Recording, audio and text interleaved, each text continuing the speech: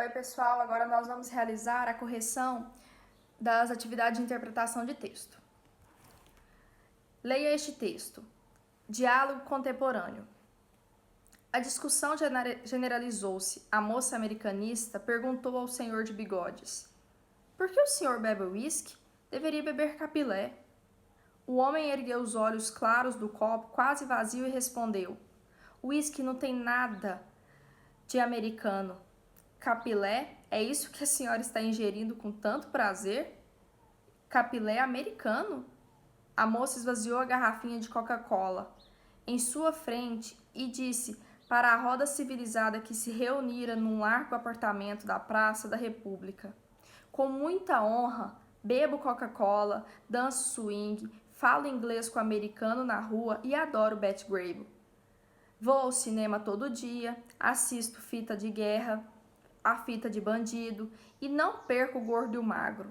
Coleciono figurinhas do Walt Disney. Por que é que as nações decaem? É assim que elas perdem a sua personalidade. Nós somos o último grande país latino. É o que resta de uma civilização de 2000 anos. E o nosso patrimônio, que resistiu aos holandeses e aos piratas, vem embora numa ofensiva de Coca-Cola e de chicletes.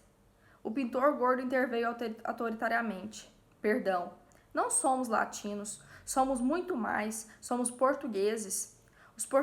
O português mastiga tudo, raças, costumes, civilizações. Se não me engano, foi num livro de viagens que Paul Moran que eu li a opinião de um missionário dizendo que na África encontrara pretos, brancos e portugueses. Português é diferente.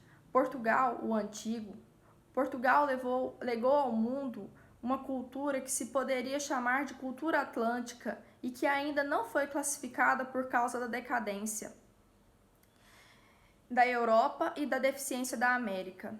Essa cultura realizou o Brasil e inventou essa maravilha que é o mulato. A América do Norte, depois da destruição do fascismo, terá que enfrentar o problema racial, que aqui o português brilhantemente resolveu.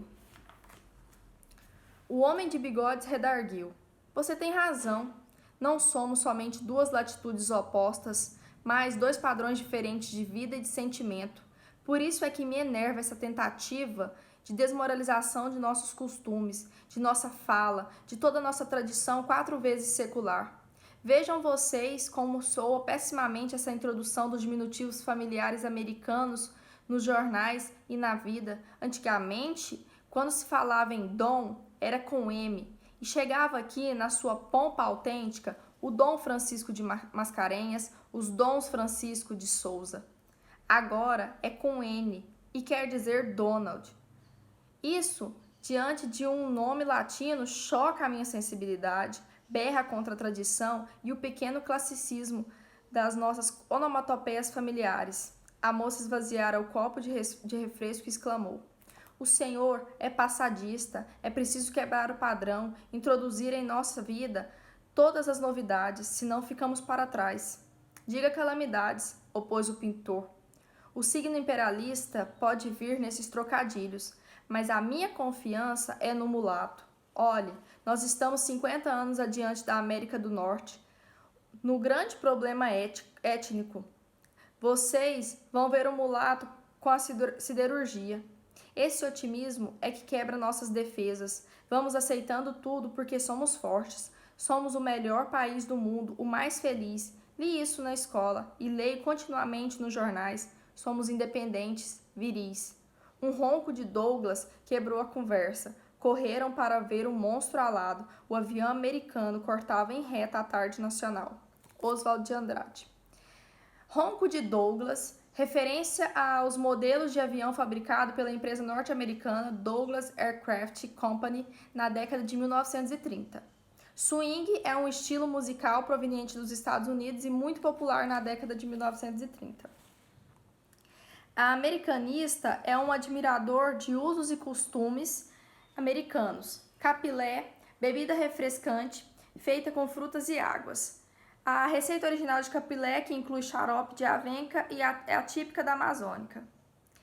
Betty Grable é cantora, é dançarina, norte-americana de grande sucesso. Participou de mais de 80 filmes em 30 anos de carreira. O Gordo e o Magro era um seriado que tinha 2 personagens americanos. Paul Morand é um escritor francês de grande importância para a cultura, para o cenário cultural da próxima metade do século XX. Praças da República, praça do centro da cidade de São Paulo, onde Oswald de Andrade teve um apartamento na década de 1920. Desculpa, eu estou perdendo a minha voz, mas vamos lá. Oswald de Andrade, quando ele escreveu esse texto, ele tinha em mente que deveria ter um discurso nacionalista, porque o Brasil ele estava perdendo, na verdade ele estava perdendo a identidade que lá no romantismo nós estávamos tentando recuperar. E aí ele sentiu o seguinte, que a saída dos portugueses, ao invés de fazer a cultura ficar forte, não, nós passamos a adquirir padrões de outras culturas. Nós passamos a adquirir os padrões americanos. E isso hoje em dia é muito claro, porque nós vemos por aí o quanto ser americano é cultuado na nossa civilização, né? O quanto que as coisas americanas nós consideramos melhor, nós consideramos que uma calça que vem dos Estados Unidos é melhor do que uma calça produzida no Brasil. Então, até hoje se perpetua esse tipo de pensamento sobre o que americano é melhor do que é brasileiro. O Oswald de Andrade, ele é da primeira geração do modernismo no Brasil, uma escola literária, uma estética literária, que nós iremos estudar, não neste ano, né? Sim, vocês irão ver na terceira série do ensino médio, e ele traz para nós esse discurso nacionalista muito forte. Então, esse texto, ele vem para mostrar isso. Nessa crônica, número 1, tá? Nessa crônica, o narrador conta uma discussão que ocorreu entre uma moça e um senhor mais velho. O que motiva a discussão entre os dois personagens? O que motiva? O fato de ambos discordarem quanto ao valor e à influência da cultura americana em nosso país. Quando vocês me enviaram as respostas, eu percebi muitas respostas restritas, falando que a briga deles era porque um gosta de beber uísque e o outro gosta de beber Coca-Cola. É, sim, um fator, mas o principal motivo é o fator de que cada um tem a sua cultura e acha que a dele é que é certa. Letra B. Como a moça reage diante da crítica feita pelo senhor de bigodes? Ela responde com firmeza, declarando-se publicamente uma pessoa apegada aos costumes e às tradições americanas. Ela prova isso, né? Ela mostra que ela é uma pessoa que acredita que o valor americano é o melhor. Número 2. O debate de ideias continua e o senhor sente-se irritado com o comportamento da jovem. Letra A. Explique o que ele quis dizer no parágrafo que começa com esta fala.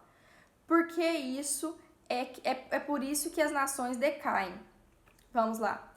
Ele refere-se à interferência de certos países em outros em particular, a influência americana na cultura brasileira, e teme que esse fato corrompa nossas raízes. O que, claro, né, nós podemos perceber que tem sim corrompido nossas raízes, mas também o mundo inteiro ele tem observado que talvez nós devemos de ter uma nacionalidade que é melhor ter. Isso aí é muito visível no cinema. Antes o Hollywood era a grande indústria do cinema, ninguém conseguia bater Hollywood. E hoje nós vemos que outros lugares têm produzido filmes tão bons quanto Hollywood. E assim, tem como você manter o seu nacionalismo. Letra B, da 2. No fim do parágrafo, ele ironicamente acrescenta: e o nosso patrimônio que resistiu aos holandeses e aos piratas vai embora numa ofensiva de Coca-Cola e de chicletes. Interprete essa informação. O que ele quis dizer? Ele quis dizer que os brasileiros, né, segundo ele, aqui o Brasil, nós conseguimos expulsar esse tipo de gente, né? Nós conseguimos expulsar os portugueses, os holandeses, os piratas, mas agora ele não consegue superar essa invasão dos hábitos americanos. E o que ele quer? Ele também quer expulsar essa cultura americana que tem invadido a cultura brasileira. Número 3. Os dois personagens estavam com outros amigos reunidos em um apartamento. Introduzindo-se na discussão, um pintor gordo opõe-se de início à fala do senhor de bigodes. Como esse personagem passa a reforçar as opiniões do primeiro olhar? Ele, ao defender a cultura portuguesa, ele critica o racismo americano. o que serve de pretexto para que o senhor de bigodes continue a combater os Estados Unidos. Porque isso é óbvio, né? O Brasil precisa muito melhorar na questão do racismo, ainda é muito forte no nosso país, mas em comparação com os Estados Unidos, o Brasil já superou muitas barreiras que lá ainda não superaram. Então ele quis mostrar que nós brasileiros já somos um pouco mais evoluídos em algumas coisas. E no caso ele deu aí a interpretação do racismo. Número 4. A moça chama o senhor de ultrapassado, mas é o pintor que continua com sua crítica ao conceito americano. Letra A. No penúltimo parágrafo, há uma fala que não está identificada. Esse otimismo, somos independentes, viris. Quem você acha que disse isso? Justifique.